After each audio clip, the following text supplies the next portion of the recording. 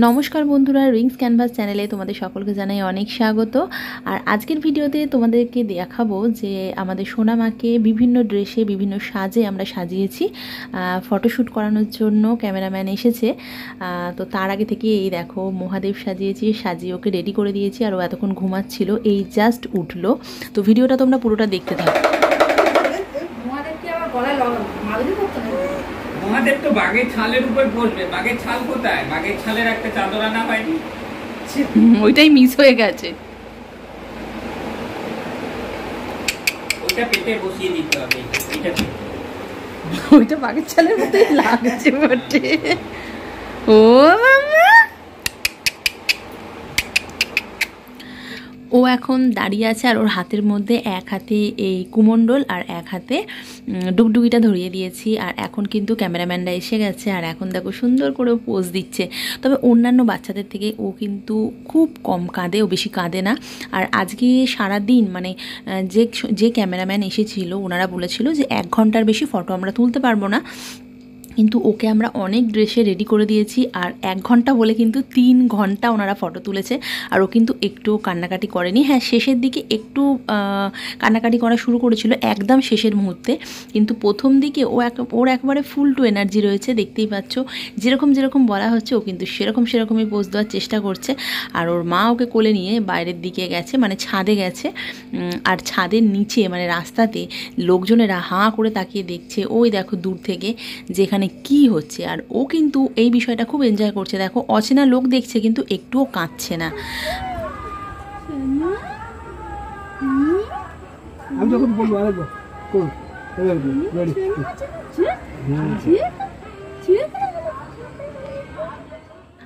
দেখতেই পেলে যে যেরকমভাবে আমরা ফটোটা চাইছি সেরকমভাবেই কিন্তু পোজ দিচ্ছে। আর নেক্সট ফটোটা কিন্তু এটা আমি অনেকটা আইডিয়া করেছিলাম, মানে এরপরে যে ফটোটা তোমরা দেখতে পাবে ওটা আমার খুব ইচ্ছা ছিল। আমি ইন্টারনেট থেকে একটা ফটো নামিয়েছিলাম, তো ওনাদেরকে রিকোয়েস্ট করলাম যে এটা সম্ভব, বললো হ্যাঁ।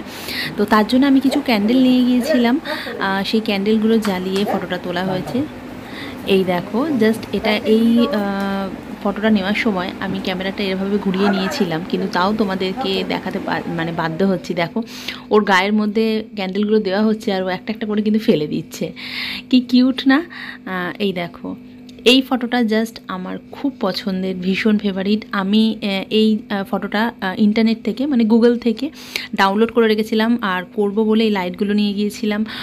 ক্যামেরাম্যানদেরকে জিজ্ঞেস করলাম যে এটা কি করা সম্ভব। ওনারা বললো অবশ্যই সম্ভব, আপনি যদি লাইট অ্যারেঞ্জ করতে পারেন।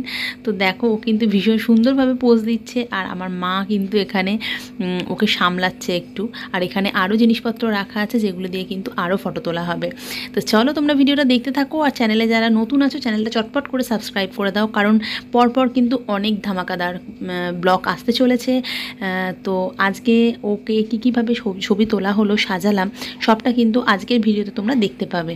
তো চলো ভিডিও দেখতে থাকো, আর ভালো লাগলে লাইক শেয়ার কমেন্ট করো।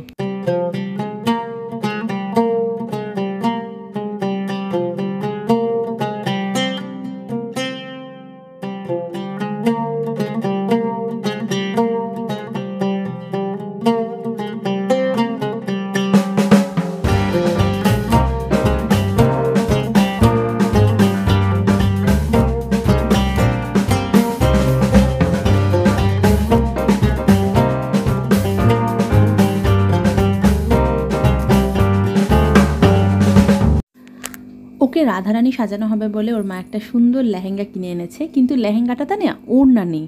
তো তার জন্য ওর বাবা গিয়ে আবার বেনারসির দোকান থেকে এই ওড়নাটা কিনে এনেছে, কিন্তু এই ওড়নাটা ওর তুলনায় অনেকটা বড়। তো তার জন্য ক্যামেরাম্যানরা বলল এইভাবে একটা ছবি তোলা যাক ওড়নাটাকে মাথার ওপরে দিয়ে। আর ওই নেটের কালারটা দেখে কিন্তু ভীষণ খুশি হয়েছে, মানে ওইটার দিকেই বারে বারে তাকাচ্ছে। আর এই দেখো এখানে বিভিন্ন রকম মেকআপ কিট দিয়ে দেওয়া হয়েছে। আর ওকে একটা সুন্দর করে টাওয়াল পরিয়ে দিয়েছি আমি, আর মাথার মধ্যেও একটা টাওয়াল জড়িয়ে দিয়েছিলাম, কিন্তু সেটাও খুলে ফেলেছে। আর এখন কিন্তু এই মাস্কারাটা নিয়েও খেলতে ভীষণভাবে ব্যস্ত। আর চোখে দেখেছো একটা কিউট সানগ্লাস দিয়ে দিয়েছি, এটাও কিন্তু আমি আর বোন পছন্দ করে কিনেছি। আর এই যে লুকসটা দেখছো এটা হচ্ছে শকুন্তলা লুকস, এটাও আমি কিন্তু গুগল থেকে ডাউনলোড করেছিলাম। এই লুকসটা আমার ভীষণ ভালো লেগেছে, এরকম জুঁই ফুল দিয়ে সাজিয়ে।